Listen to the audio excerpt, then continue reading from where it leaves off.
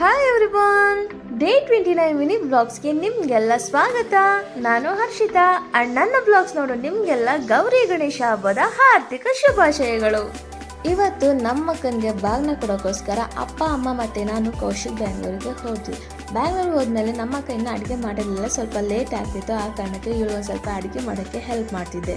ಇವಳು ಪೂರಿ ಮಾಡೋಕ್ಕೆ ಅಂತಂದ್ಬಿಟ್ಟು ಹಿಟ್ಟು ಕಲಿಸಿದ್ಲು, ಬಟ್ ಸೋಡಾನೇ ಹಾಕಿರಲಿಲ್ಲ. ಆ ಕಾರಣಕ್ಕೆ ಪೂರಿ ಬರಲಿಲ್ಲ ಅಂತ ಅಂದ್ಬಿಟ್ಟು ಚಪಾತಿ ಮಾಡಿದ್ವಿ.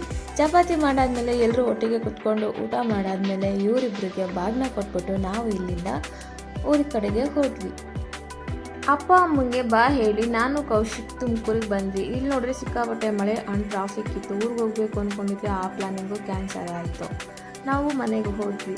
ನನ್ನ ಇವತ್ತಿನ ಡೇ ಹೀಗಿತ್ತು. ನಿಮಗೇನಾದರೂ ಈ ಬ್ಲಾಗ್ ಇಷ್ಟ ಆಗಿದ್ರೆ ಲೈಕ್ ಮಾಡಿ, ಶೇರ್ ಮಾಡಿ ಆ್ಯಂಡ್ ತಪ್ಪದೆ ಸಬ್ಸ್ಕ್ರೈಬ್ ಮಾಡ್ಕೊಳ್ಳಿ. Thank you for watching.